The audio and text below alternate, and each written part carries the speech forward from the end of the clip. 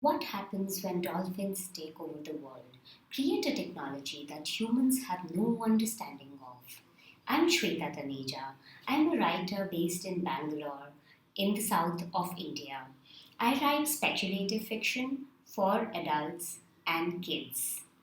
Today, I'm here to talk about my story, which is part of the newly released Multispecies Cities, a fantastic collection of solarpunk future positive tales by World Weaver Press.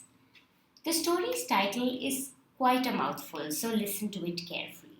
It's called The Songs That Humanity Lost Reluctantly to Dolphins. Before I tell you about the story itself, let me tell you a bit about writing it. When Rajat, one of the editors of Multispecies Cities, approached me to write a story for this anthology, I sat with nothing in for weeks. For I had not thought about the future positively through my science fiction writings, and I had to write a solar punk story. Then one day, I was sitting on my desk, playing around in my notes, reimagining not only future cities, but also science fiction as a genre that imagines these cities. I remembered how I keep wondering why science fiction imaginations are so metallic and materialistic. They're about wars and spaceships and human desires. There's not so much about other organisms, unless they're evil aliens, or even biotechnology. Though, to be fair, a few authors have explored it wonderfully. I decided to reimagine future technology itself, make it organic in nature, make it something that was not created by humans or even understood by them. So why should humans have all the control of technology or futuristic technology, even though humans are writing it? Which perhaps this technology, this new organic technology that I was like thinking on, was something that might destroy our metallic, materialistic way of life and replace it with something organic. And that's when I came across a song of empathy. It's a technology.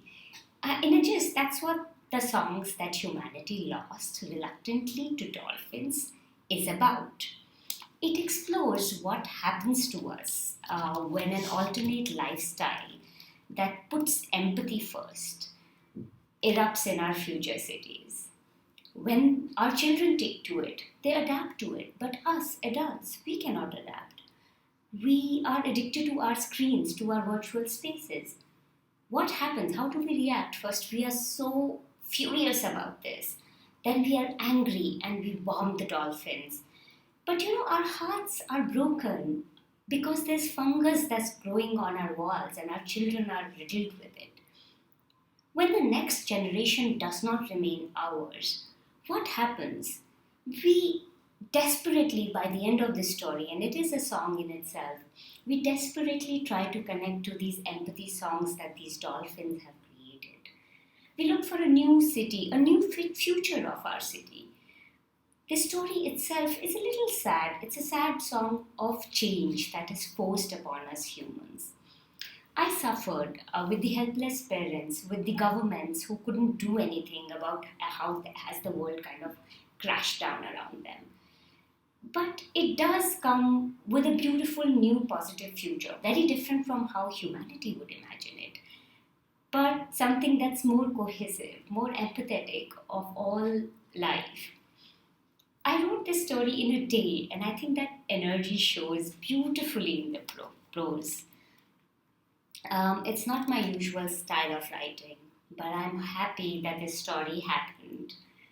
The story was also translated and published in French in the Galaxies magazine, which was thrilling for me. I would again like to thank Sarina and Rajat, both of them, for allowing me space in this wonderful anthology of theirs to write this story.